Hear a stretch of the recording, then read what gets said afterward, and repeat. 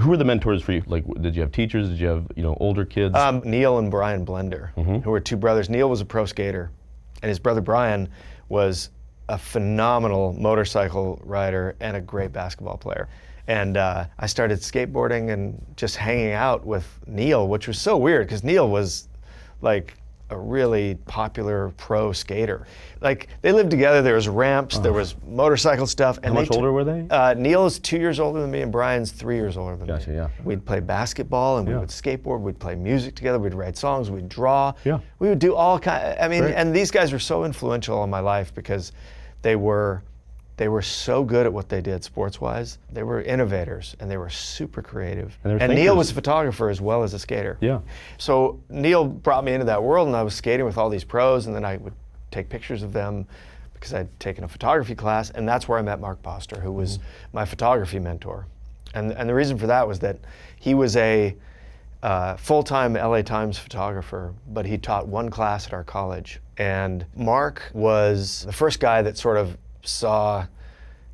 I thought I was a pretty mediocre photographer, and he was the first guy that saw I had talent and saw that I had sort of a different kind of approach than my peers, and it was a big deal. What had happened was he gave us an assignment to photograph a photo illustration showing the fear of AIDS. So that was a big thing at the time. And I came up with this idea that I should take my friend James, cover him in talcum powder, put him in his underwear, lay him in a bed, and light the bed on fire, like pour gasoline all around the bed, light it on fire, and have him in the fetal position, and that would be the fear of AIDS. Because to me, that's what it would feel like.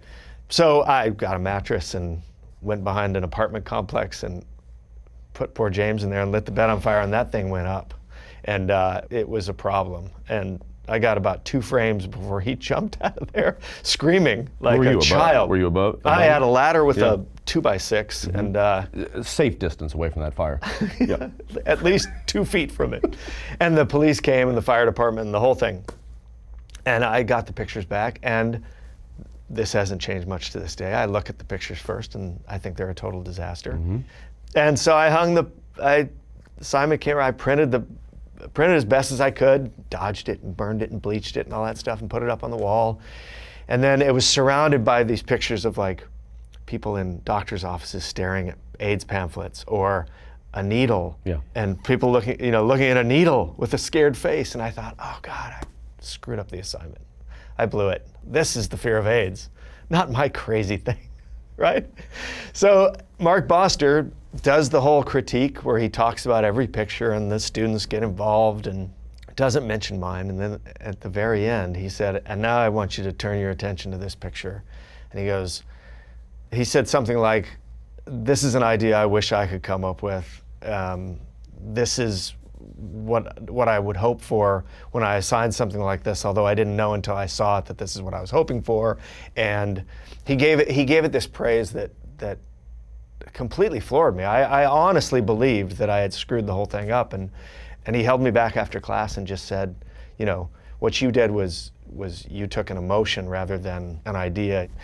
And I think it was just that one moment in that class that made me think I could do this. Yeah. So Mark Boster was a huge deal. Was it sophomore year? That was my junior year of college. Junior. Yeah. I mean, I find great teachers, great mentors, great coaches, directors, great friends, partners are there as opportunities to encourage us to get out of our own way, to declare our baggage for us, and let us get to our intuition. Yeah, and it's certainly proof that the littlest thing passed on to somebody can be the greatest thing for them. Yeah. I still maintain a relationship with Mark. I went back through the years and spoke to his classes, and we worked side by side for a while, because my first job was as a photojournalist, so some of the greatest joys was, setting up shop next to him at a Dodger game, and we're both just shooting the game as colleagues. But I think that's such a huge thing, because he will tell you that I didn't do anything for Sam. I didn't tell him anything. Yeah. Like, I don't know, I liked a picture of his, but he's very humble about that. Yeah.